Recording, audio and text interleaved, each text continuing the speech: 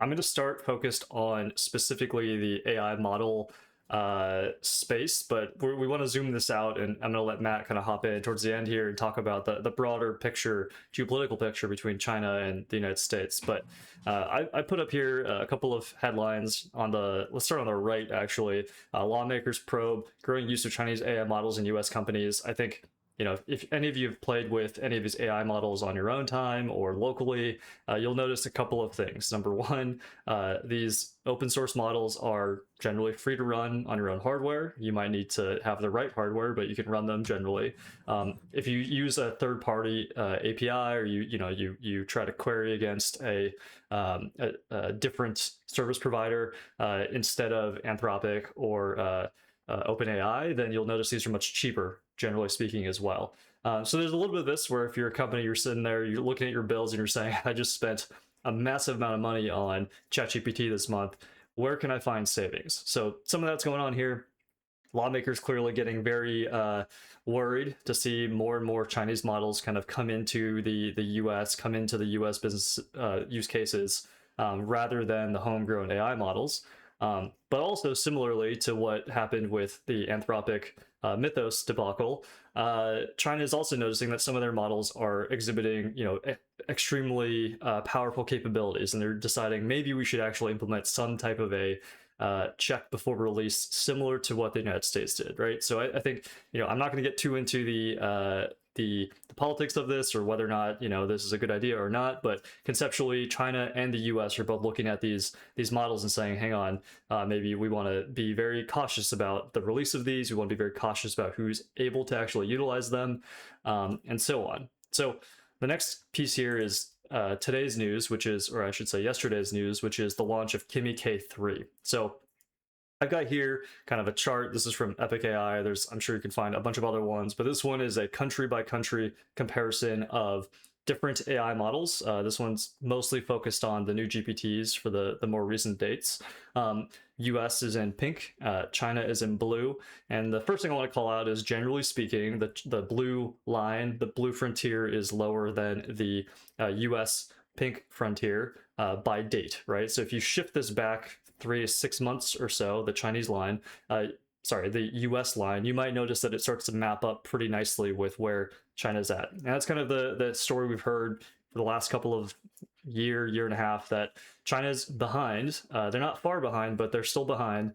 So that's where you're seeing a lot of this talk from Anthropic, from OpenAI, about needing to lock down who has access to certain types of queries. They want to, make sure that you can't try to distill the methods that they utilize from those models and use those to train these open source models. But Kimi K3 is very special. So I've kind of plotted up here on the right in this box. There's a little blue star. I'm not sure if you can see it on your screen there, but that's about where Kimi K3 would be if you plot it based off of this kind of capabilities index. They haven't updated this quite yet. I'm sure they will, but that's a pretty big jump. This changes the trajectory, right, of the Chinese kind of frontier line compared to the US. And I think it makes it even more clear here. This is from Artificial Analysis. They have their own index of different benchmarks. I just want to call out the fact that, just a couple of weeks ago, we were talking about Mythos, which is that Claude Fable 5 on the far left there, being completely banned from use by the public because it was too powerful, right? And we now have an open source model from China, fully open. Anybody can use it as of today, as of yesterday, and effectively at the same index score as Fable 5 and GPT 5.6, which we also found out GPT 5.6 was under review by the US for about a month. So, when we talk about these things, I think there's a lot of stress and tension between the US and China in terms of how to actually control these models.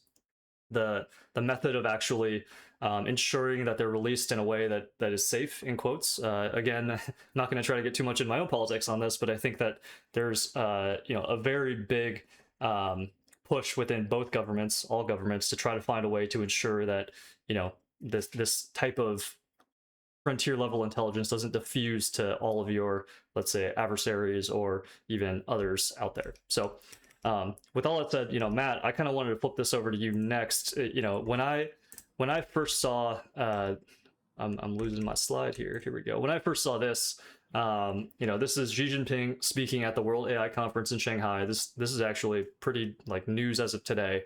To me, this signified, China and Xi Jinping specifically really putting his foot forward and saying, "Hey, this is actually a big, prioritization for us." He started his speech saying a couple of things here, but the most important one to me is the one at the very bottom here, where he says he warns against overstretching the concept of national security as applied to AI. Where we keep seeing that, it's US and Chinese language about releasing these models, who should have access to them, etc.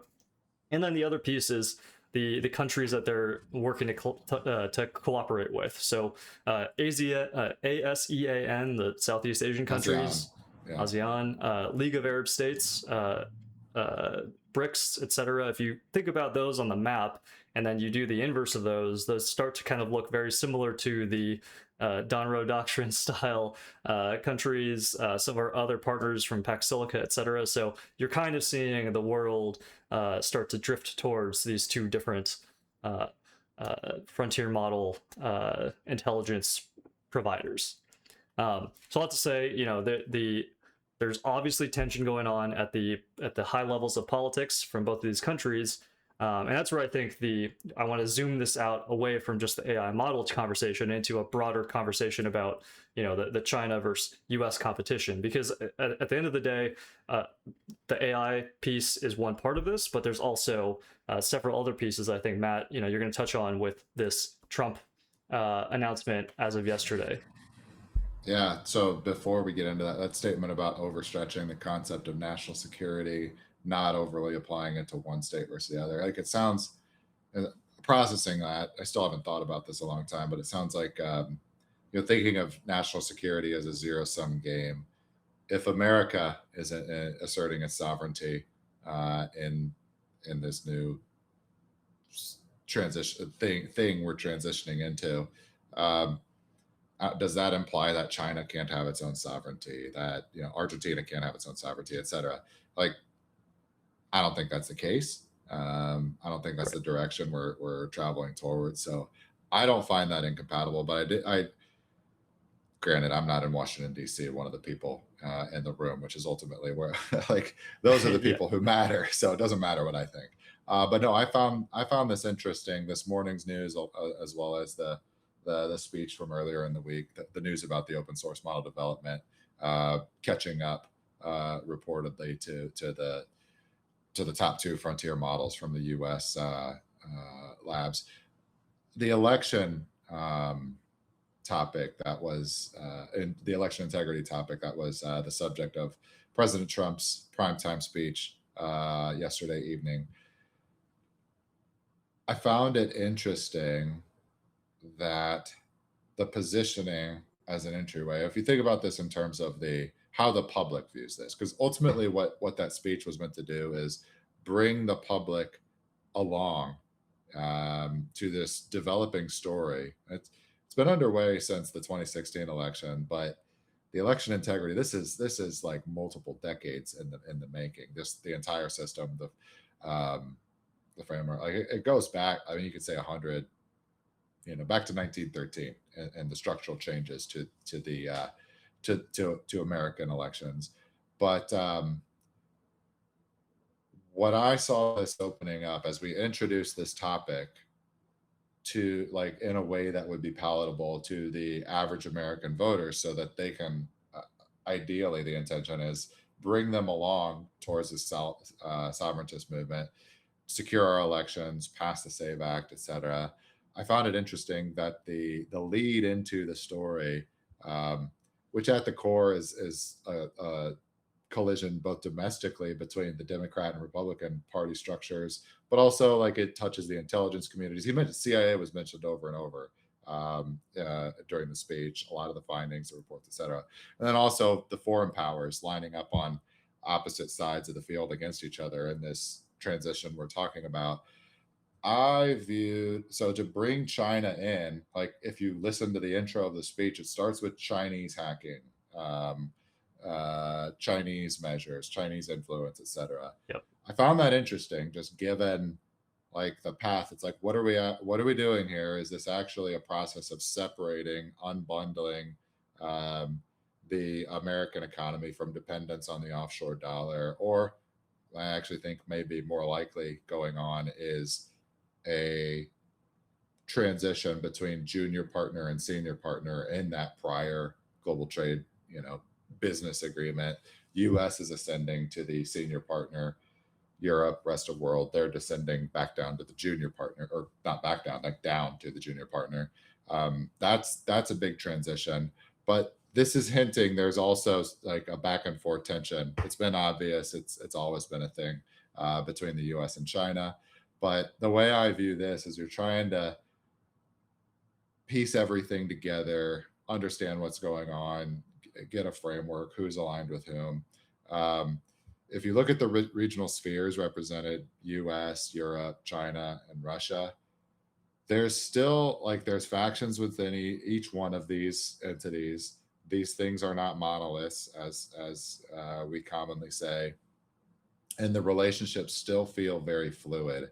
Um, so there is still an element here. We're pointing like we've made accusations publicly as of last night that there was, China, or at least factions with China behind um, these occurrences, attempts to influence, and large, possibly successful attempts to influence American elections. But yeah, it just really goes to show how fluid everything is here. This seas we're navigating in this era. There is no certainty for sure as to how this plays out. Obviously, we've got alliances. Some are more clear than the other.